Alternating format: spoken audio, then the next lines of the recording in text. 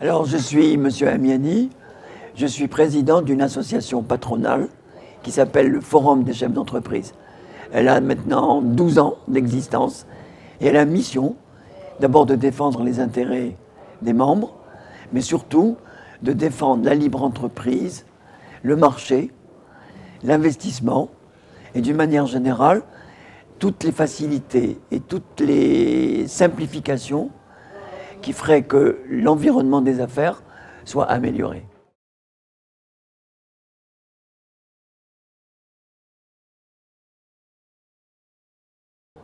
Alors il y a une volonté très nette qui est affirmée de plus en plus par nos autorités et nous nous y inscrivons.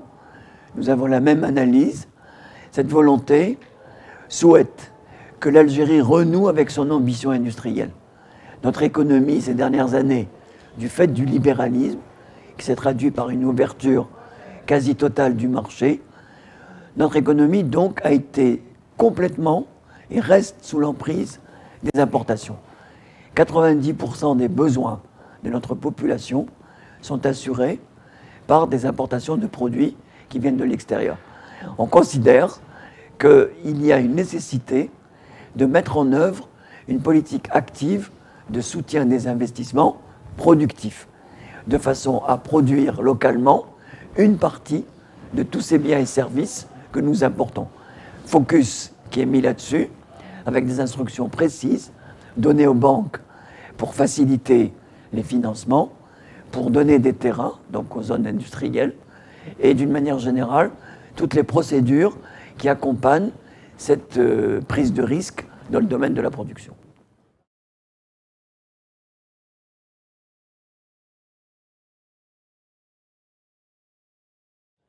Alors ce qui est bien, c'est que de plus en plus, poussés un peu par les mouvements extérieurs, donc des jeunes qui ont été formés dans les universités américaines, françaises, donc un nouvel esprit qui oriente les projets d'installation, de création d'entreprises vers les services. Enfin, ce qu'on appelle l'économie basée sur la connaissance. C'est les start-up qui représentent un peu le fer de lance de cette nouvelle logique. On ne peut que les encourager parce que nous considérons que l'économie industrielle à reconstruire n'est pas celle que nous avons eue dans le passé, de produire, un peu à la soviétique, des tas de biens et services sans se préoccuper donc d'une qualité, d'une compétence, d'une qualification.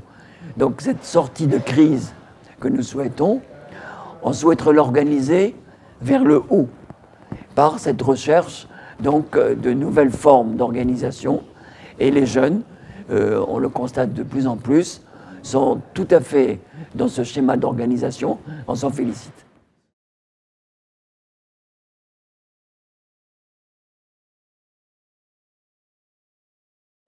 Alors, les autorités prennent très au sérieux ces missions et donnent des instructions aux banques pour que les jeunes bénéficient de conditions extrêmement avantageuses en matière de financement.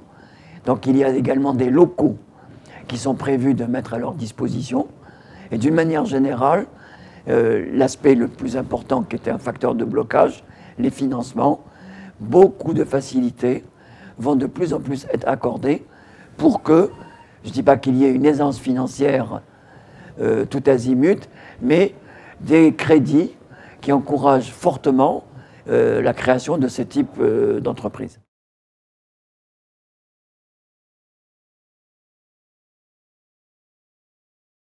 L'Algérie ne veut pas rester isolée du reste du monde. La démarche qui est adoptée, c'est de construire une économie, mais qui soit reliée au reste du monde. Et à ce titre, donc, on fait tout pour que les partenaires étrangers s'intéressent à notre économie, investissent de préférence. On estime dans ce contexte que l'Algérie a énormément besoin, c'est pour elle indispensable, d'avoir l'expertise internationale. On ne conçoit pas, dans les conditions actuelles, de développement algéro-algérien. On considère donc à ce propos que nous avons deux handicaps majeurs à surmonter et sur lesquels donc, nous comptons beaucoup sur cet apport extérieur. Premier handicap, la technologie, que nous n'avons pas. Deuxième handicap, la qualité du management, qui fait que nos entreprises ne sont pas gérées correctement pour être compétitives.